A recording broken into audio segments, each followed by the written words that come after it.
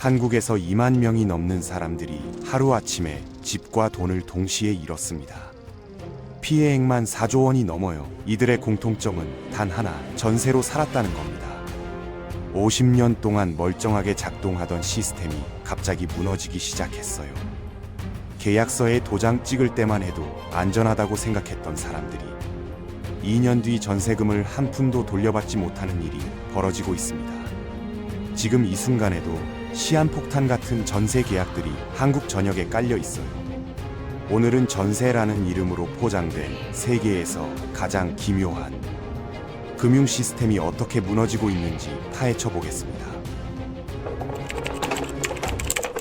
먼저 전세가 뭔지부터 정확히 짚어보겠습니다. 전세는 거액의 보증금을 맡기고 2년 동안 집에 사는 제도예요. 서울 기준으로 보통 3억에서 6억 정도 맡깁니다. 계약이 끝나면 그 돈을 고스란히 돌려받죠. 이자는 한 푼도 없습니다. 얼핏 보면 합리적인 것 같아요. 월세보다 싸니까요. 근데 여기에 거대한 함정이 숨어 있습니다. 전세 3억을 맡긴다는 건 집주인에게 3억을 무이자로 빌려주는 겁니다. 은행에 넣으면 연 900만 원 이자 받을 돈을요. 채권에 투자하면 1200만 원 벌 수 있는 돈을요. 집주인 입장에서 생각해보면 더 명확해집니다. 10억짜리 아파트를 가진 집주인이 있어요. 은행에서 3억을 빌리면 연 이자만 1500만 원입니다. 그런데 전세를 놓으면 어떻게 될까요? 세입자에게 3억을 받아서 은행 대출을 갚습니다. 이자 1500만 원이 고스란히 절약되는 거예요. 게다가 그 3억으로 다른 투자를 할 수도 있습니다. 주식을 사든 또 다른 집을 사든 사업에 쓰든 마음대로죠. 세입자는 집주인에게 무이자 대출을 해주고 집주인은 그 돈으로 돈을 버는 겁니다. 패턴이 보이시나요? 이 기묘한 시스템은 대체 어디서 시작된 걸까요? 1960년대로 거슬러 올라가 봅니다. 한국 전쟁이 끝나고 10년쯤 지난 시점이에요. 서울로 사람들이 몰려들었지만 집은 턱없이 부족했습니다. 정부는 돈이 없었고 건설회사도 별로 없었어요. 민간이 집을 지어야 하는데 자금이 부족했죠. 이때 누군가 기발한 아이디어를 냈습니다. 세입자한테 목돈을 받아서 집을 짓자. 집주인은 이자 없이 목돈을 쓸 수 있고 세입자는 집을 구할 수 있었어요. 당시로서는 서로에게 이득이었던 셈입니다. 1970년대와 1980년대를 거치면서 이 시스템은 한국 경제 성장과 맞물렸습니다. 집값이 매년 올랐거든요. 전세 사는 사람들은 이렇게 생각했어요. 2년 뒤에 전세금이 조금 오르긴 하겠지만 내가 모은 돈도 늘어날 테니까 괜찮아. 몇 년만 더 모으면 내 집 살 수 있어. 실제로도 그랬습니다. 1980년대만 해도 서울 변두리 아파트를 5년 정도 모으면 살 수 있었어요. 희망이 있었던 시절입니다. 그런데 1990년대 들어서면서 균열이 생기기 시작합니다. 집값 상승 속도가 점점 빨라졌거든요. 전세금도 따라서 올랐지만 집값 상승을 따라잡기 어려워졌어요. 5년 사이 전세금은 60% 올랐는데 월급은 30%밖에 안 올랐습니다. 사람들은 점점 더 오래 전세로 살게 됐고 내 집 마련은 점점 더 멀어졌죠. 전세는 더 이상 내 집 마련의 징검다리가 아니라 평생 머물러야 할 곳이 되어가고 있었습니다. 2000년대 들어서 상황은 더 심각해집니다. 강남 아파트 전세가 3억을 넘어섰어요. 당시 대졸 초임으로는 15년을 한 푼도 안 쓰고 모아야 하는 금액이었습니다. 물론 그건 불가능하죠. 그래서 사람들은 어떻게 했을까요? 부모님께 빌리거나 은행에서 전세 자금 대출을 받기 시작했습니다. 전세 자금 대출, 이게 뭐냐면 전세금을 빌려주는 대출이에요. 세입자는 대출 이자를 내면서 전세를 사는 겁니다. 이상하지 않나요? 집주인은 무이자로 돈을 쓰는데 세입자는 이자를 내면서 전세에 삽니다. 속임수는 이렇게 교묘해졌습니다. 2008년 글로벌 금융위기 이후에는 더 기막힌 일들이 벌어집니다. 금리가 역사상 최저로 떨어졌어요. 이때 갭 투자라는 게 유행하기 시작했죠. 갭 투자가 뭐냐고요? 10억짜리 집을 전세 9억에 놓는 겁니다. 집주인은 자기 돈 1억만 넣고 10억짜리 집을 갖게 돼요. 집값이 오르면 큰 돈을 버는 거죠. 예를 들어볼까요? C씨가 2015년에 강남 아파트를 10억에 샀습니다. 자기 돈 1억, 전세금 9억으로요. 2020년에 그 집값이 20억이 됐어요. C씨는 5년 만에 자기 돈 1억으로 10억을 번 겁니다. 이 이야기가 퍼지자 사람들이 미쳤어요. 나도 갭 투자해야겠다. 영끌이라는 단어가 생긴 것도 이 시기입니다. 영혼까지 끌어모아서 집을 산다는 뜻이죠.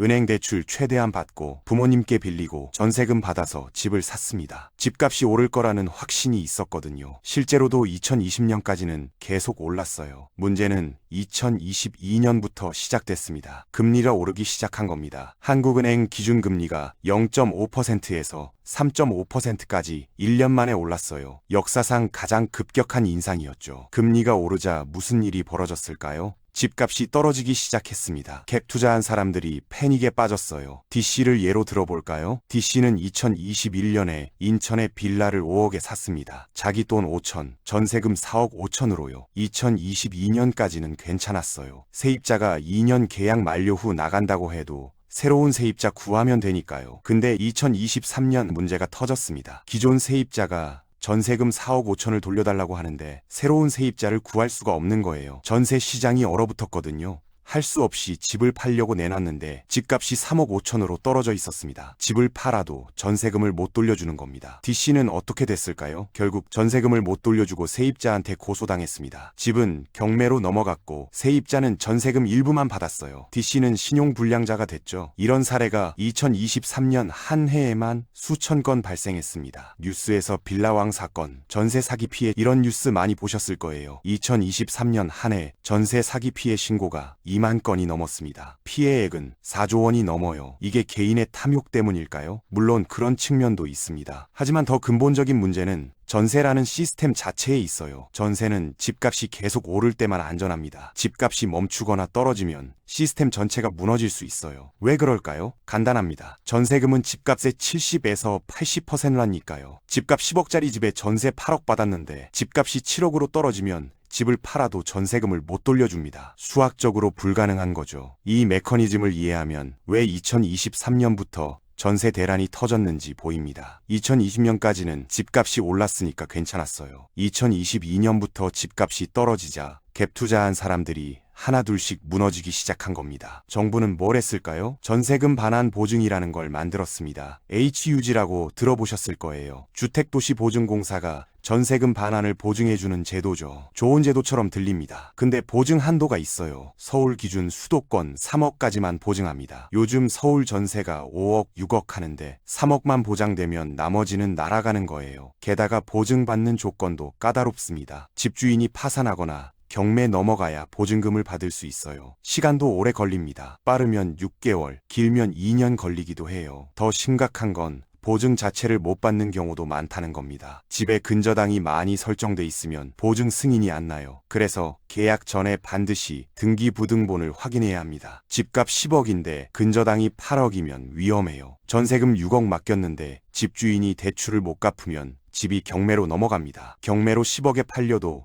은행이 8억 가져가고 당신은 2억밖에 못 받는 거죠. 4억이 날아가는 겁니다. 이런 위험을 아는 사람이 얼마나 될까요? 대부분 모릅니다. 부동산 중개인도 자세히 안 알려주고요. 외국 사람들이 한국 전세 제도를 처음 들으면 깜짝 놀랍니다. 세입자가 집주인에게 거액을 이자 없이 빌려준다고? 말도 안 돼. 실제로 전 세계에서 이런 제도가 있는 나라는 한국이 거의 유일해요. 독일로 가볼까요? 독일은 월세가 기본입니다. 보증금은 월세 3개월치만 받아요. 월세 100만 원이면 보증금 300만 원입니다. 우리 기준으로는 엄청 적죠. 대신 독일은 임대료 인상을 엄격하게 제한합니다. 3년간 최대 20%까지만 올릴 수 있어요. 세입자를 함부로 쫓아내는 것도 불가능합니다. 정당한 사유가 있어야 하고 법원 허가를 받아야 해요. 일본도 비슷합니다. 보증금은 월세 2, 3개월치 받고 계약 끝나면 돌려줘요. 대신 사례금이라는 게 있습니다. 월세 1, 2개월을 집주인에게 선물로 주는 거예요. 이건 안 돌려받습니다. 한국 사람들이 보면 이상하게 느껴지지만 일본에서는 관행이죠. 그래도 전체적으로 보면 초기 비용이 월세 5, 6개월치 정도로 우리 전세금에 비하면 턱없이 적습니다. 미국은 어떨까요? 미국도 보증금이 월세 1, 2개월치 수준이에요. 뉴욕, 맨해튼처럼 비싼 지역도 마찬가지입니다. 왜 선진국들은 이렇게 낮은 보증금으로 운영될까요? 시스템이 다르기 때문입니다. 세입자 신용조회 시스템이 잘 돼 있어요. 집주인은 세입자의 소득과 신용도를 확인할 수 있습니다. 월세를 못 내면 법적으로 빠르게 퇴거시킬 수 있고요. 반대로 세입자 보호도 강력합니다. 집주인이 함부로 월세를 올리거나 쫓아낼 수 없어요. 서로 권리와 의무가 명확한 겁니다. 한국은 이런 시스템이 부족해요. 그래서 집주인은 거액의 보증금으로 리스크를 줄이려고 하는 거죠. 한국의 전세 비율을 보면 흥미로운 패턴이 보입니다. 2000년대만 해도 서울 전세 비율이 60%가 넘었어요. 10가구 중 6가구가 전세로 살았던 겁니다. 2010년에는 50%로 줄었고 2020년에는 40%가 됐어요. 2020 현재는 30%도 안 됩니다. 점점 줄어드는 추세죠. 왜 그럴까요? 집주인들이 전세를 꺼리기 시작했기 때문입니다. 금리가 낮았을 때는 전세금으로 대출 갚고도 남는 게 있었어요. 근데 2022년부터 금리가 급등하자 전세보다 월세가 낫다고 판단하는 겁니다. 구체적인 숫자로 볼까요? 2021년까지만 해도 은행 대출 이자가 2, 3%였습니다. 집주인이 10억짜리 집을 가지고 있고 은행 대출 5억이 있다고 해보죠. 이자는 연 1,500만 원이에요. 전세 8억에 놓으면 그 돈으로 대출을 갚고 남은 돈으로 또 다른 투자를 할 수 있었습니다. 이득이었던 거죠. 근데 2024년 현재는 어떨까요? 5억 대출의 이자가 연 2,500만 원이에요. 월세로 바꾸면 보증금 2억에 월 300만 원 받을 수 있습니다. 연 3,600만 원이죠. 전세보다 월세가 훨씬 유리한 겁니다. 그래서 지금 서울에서는 전세를 구하기가 점점 어려워지고 있어요. 특히 강남, 서초 같은 곳은 전세가 거의 사라졌습니다. 집주인들이 다 월세로 전환했거든요. 세입자 입장에서는 선택권이 없어요. 전세로 살고 싶은데 전세가 없어요. 할 수 없이 월세로 가는 겁니다. 월세 부담은 만만치 않습니다. 서울 30평대대 아파트 월세가 보증금 1억에 월 250만 원 정도 해요. 1년이면 3천만 원입니다. 맞벌이 부부가 벌어도 빠듯한 금액이죠. 여기서 한 가지 중요한 질문을 던져야 합니다. 전세가 정말 서민을 위한 제도일까요? 표면적으로는 그래 보입니다. 월세보다 싸니까 서민에게 유리하다고 생각하죠. 하지만 속임수는 교묘합니다. 전세를 놓는 집주인은 누구일까요? 집이 두 채 있는 사람들이에요. 한국에서 다주택자 비율은 전체 가구의 20% 정도입니다. 상위 20%가 전체 주택의 50% 이상을 소유하고 있어요. 전세 사는 사람은 집 없는 사람들이고요. 결국 전세 제도는 집 없는 80%가 집이 있는 20%에게 목돈을 무이자로 빌려주는 시스템입니다. 더 깊이 들어가 볼까요? 전세금 인상의 메커니즘을 보면 더 명확해집니다. 2년마다 계약할 때 전세금이 오르죠. 2024년 현재 서울 아파트 전세금 인상률은 평균 10% 정도입니다. 전세 5억이면 2년 뒤에 5억 5천이 되는 거예요. 세입자는 어떻게 할까요? 5천만 원을 더 마련해야 합니다. 부모님께 빌리거나 대출을 더 받거나 이사를 가야 해요. 이사도 돈이고 수고니까 대부분 5천만 원을 더 구해서 계속 삽니다. 이게 반복되면 어떻게 될까요? 10년 전에 3억이던 전세가 지금은 6억이 되는 겁니다. 물론 집값도 올랐습니다. 하지만 전세금 인상률이 집값 상승률보다 높은 경우가 많아요. 왜 그럴까요? 전세가 부족하기 때문입니다. 수요는 그대로인데 공급이 줄어드니 가격이 오르는 거죠. 경제학의 기본입니다. 게다가 전세금은 한번 오르면 잘 안 내려갑니다. 집값이 떨어져도 전세금은 버티는 경우가 많아요. 집주인 입장에서는 전세금을 내려주면 손해니까 차라리 빈집으로 놔두는 경우도 있습니다. 강남의 빈집들이 늘어나는 이유가 여기 있어요. 2024년 현재 전세 시장은 어떤 상황일까요? 한마디로 혼돈입니다. 금리는 높고 집값은 불안하고 전세는 줄어들고 있어요. 세입자들은 갈 곳이 없고 집주인들은 전세금 돌려줄 돈이 없습니다. 정부는 대책을 내놓지만 효과가 없어요. 왜 그럴까요? 근본적인 문제를 건드리지 않기 때문입니다. 전세라는 시스템 자체가 시대에 맞지 않는데 그걸 고치려 하지 않는 거죠. 왜 안 고칠까요? 이해관계가 복잡혀 있기 때문입니다. 집주인들은 전세를 없애는 걸 반대해요. 전세금으로 투자하고 세금도 안 내고 관리도 편하니까요. 월세로 바꾸면 소득세를 내야 합니다. 또 세입자가 자주 바뀌면 관리도 귀찮고요.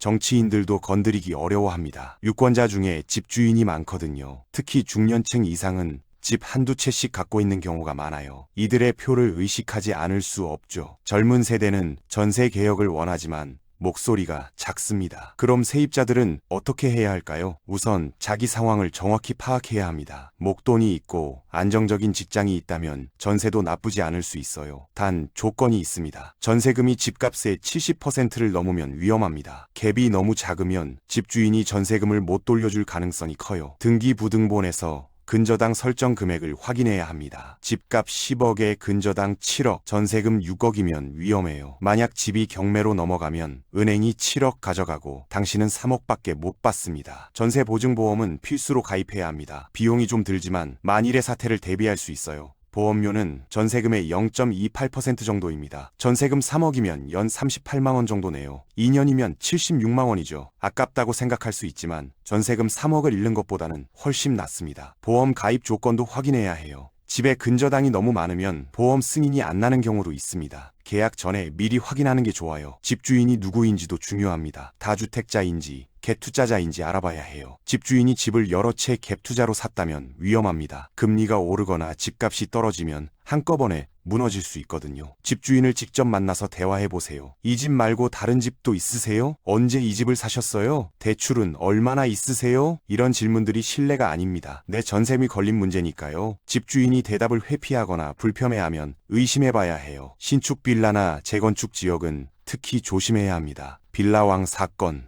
기억하시죠? 2023년에 터진 대형 전세 사기 사건이에요. 범인들이 신축 빌라를 여러 채 지어서 전세를 놓고 전세금을 들고 도망간 사건입니다. 피해자가 수백 명이고 피해액이 수천억 원이에요. 왜 신축 빌라가 위험할까요? 건축비를 대출로 조달하기 때문입니다. 은행 대출이 건물 가치의 80에서 90%까지 나와요. 거기다 전세금까지 받으면 건물 주는 돈을 하나도 안 넣고 건물을 짓는 겁니다. 집값이 오르면 떼돈을 벌지만 떨어지면 전세금을 못 돌려줍니다. 재건축 지역도 위험합니다. 재건축 아파트는 집값 변동이 크거든요. 재건축이 확정되면 집값이 급등하고 불발되면 급락해요. 전세로 살다가 재건축이 불발되면 전세금을 못 받을 수 있습니다. 게다가 재건축 진행 중에는 이사를 가야 해요. 2년 계약인데 1년 만에 나가라고 할 수도 있습니다. 보상은 제대로 안 해주고요. 안전한 선택은 10년 이상 된 일반 아파트입니다. 집값 변동이 적고 전세 시장도 안정적이죠. 월세를 선택할 때도 전략이 필요합니다. 보증금을 얼마나 넣을지가 중요해요.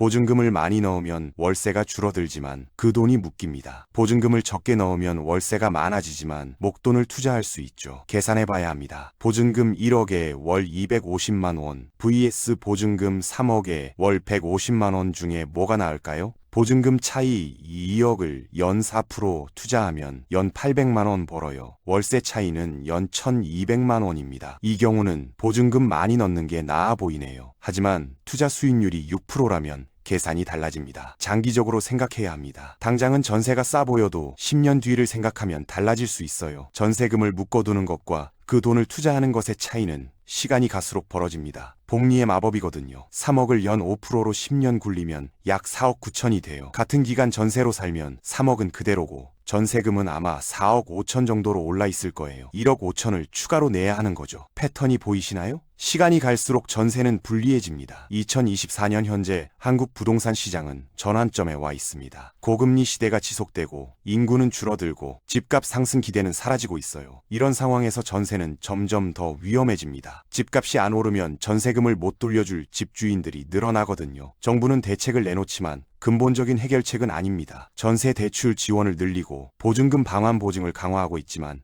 이건 임시 방편이에요. 물이 샘에 물 퍼내는 격입니다. 진짜 해결책은 전세에서 월세로의 전환입니다. 선진국처럼 월세 중심 시장으로 바뀌어야 해요. 물론 쉽지 않습니다. 세입자 보호 법률부터 정비해야 하고 월세 소득세 제도도 손봐야 하고 집주인과 세입자의 권리와 의무를 명확히 해야 합니다. 시간이 걸리겠죠. 하지만 방향은 정해진 것 같습니다. 앞으로 10년, 20년 뒤에는 전세가 소수의 선택지가 될 겁니다. 지금 20대, 30대가 40대, 50대가 됐을 때는 전세라는 개념 자체가 낯설게 느껴질지도 모릅니다. 그렇다면 우리는 지금 무엇을 준비해야 할까요? 전세에만 의존하지 마세요. 월세도 진지하게 고려해야 합니다. 목돈이 있다면 그 돈을 어떻게 굴릴지 고민하세요. 주식, 채권, 펀드, 부동산 간접자 상품 등 선택지는 많습니다. 연 4-5% 수익률은 생각보다 어렵지 않게 낼 수 있어요. 안전한 채권만 사도 3-4%는 나옵니다. 배당주를 사면 4-5센도 가능하고요. 이 수익으로 월세 일부를 충당할 수 있습니다. 재테크를 공부하세요. 금융 문맹에서 벗어나야 합니다. 돈을 어떻게 관리하고 불리는지 아는 것과 모르는 것의 차이는 10년, 20년 뒤에 엄청난 격차로 벌어져요. 예금만 하는 사람과 투자하는 사람의 자산 차이는 시간이 갈수록 커집니다. 물론 투자에는 리스크가 있습니다. 원금 손실 가능성도 있어요. 하지만 공부하고 분산 투자하면 리스크를 줄일 수 있습니다. 전세금 3억을 집주인에게 무이자로 빌려주는 것보다는 그 돈의 일부라도 투자하는 게 낫지 않을까요? 내 집 마련의 꿈을 포기하지 마세요. 하지만 현실적으로 접근해야 합니다. 서울 강남 아파트만이 정답은 아니에요. 경기도 신도시도 좋고 서울 외곽도 괜찮습니다. 아파트가 아니어도 됩니다. 빌라나 다세대 주택도 고려해 볼 수 있어요. 중요한 건 내가 감당할 수 있는 범위에서 집을 사는 겁니다. 무리한 대출로 집을 사면 이자 갚느라 허덕이다가 결국 집을 잃을 수 있어요. 전세금 3억이 있다면 경기도에 5억짜리 작은 아파트를 2억 대출받아서 살 수도 있습니다. 내 집이 있으면 적어도 전세금 걱정은 안 해도 되죠. 계약할 때는 신중하고 또 신중해야 합니다. 등기부등본은 기본이고 집주인 신원 확인, 보증보험 가입, 계약서 꼼꼼히 읽기, 주변 시세 확인까지 다 해야 해요. 귀찮아도 해야 합니다. 내 돈이 걸린 문제니까요. 부동산 중개인 말만 믿으면 안 됩니다. 중개인은 거래 성사시키는 게 목적이에요. 내 이익을 대변해주지 않습니다. 스스로 공부하고 판단해야 합니다. 인터넷에 정보가 많아요. 국토부 실거래가 사이트에서 시세 확인하고 등기부등본은 인터넷으로 떼고 전세 사기 조회 시스템도 있습니다. 정부 정책도 활용하세요. 전세 보증보험, 월세 소득공제, 주거급여, 청년 전월세, 보증금 대출 등 제도가 있습니다. 조건만 되면 신청하세요. 내가 낸 세금으로 만든 제도니까 당당하게 이용하면 됩니다. 특히 청년이라면 지원받을 수 있는 게 많아요. 청년 전월세 대출은 금리도 싸고 한도도 커요. 잘 활용하면 목돈 부담을 줄일 수 있습니다. 월세 소득공제도 챙기세요. 연말정산 때 월세 지출의 12%를 세액공제 받을 수 있어요. 주거에 대한 생각도 바꿔봐야 합니다. 꼭 서울에 살아야 할까요? 재택근무가 늘어나는 시대에 출퇴근 시간만 감수하면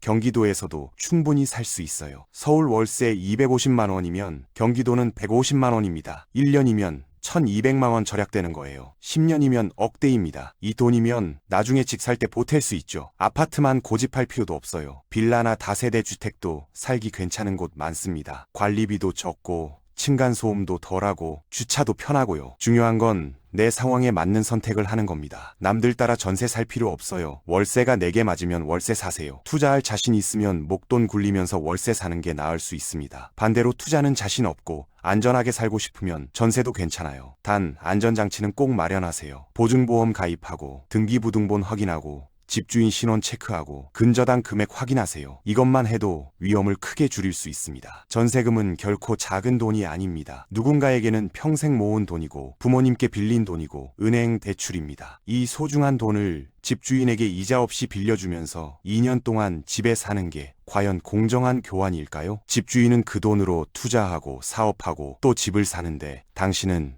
2년 뒤 똑같은 금액만 돌려받습니다. 물가가 오르는 걸 감안하면 실질 가치는 떨어진 거예요. 이게 전세의 본질입니다. 보이지 않는 이자를 내고 있는 겁니다. 이 영상을 보시는 분들께 당부드립니다. 전세든 월세든 선택하기 전에 꼭 계산해 보세요. 내가 내는 돈, 내가 포기하는 기회비용, 내가 감수하는 리스크를 숫자로 따져보세요. 감이 아니라 계산으로 결정하셨으면 합니다. 부동산 중개인 말만 믿지 마시고 집주인 말만 믿지 마시고 내가 직접 확인하고 판단하세요. 전세 제도는 변하고 있습니다. 10년 전의 상식이 지금은 통하지 않아요. 앞으로도 계속 변할 겁니다. 변화를 읽고 대비하는 사람만이 손해를 피할 수 있습니다. 이 영상이 여러분의 현명한 선택에 도움이 되었기를 바랍니다. 구독과 좋아요 부탁드리고 다음 영상에서 뵙겠습니다.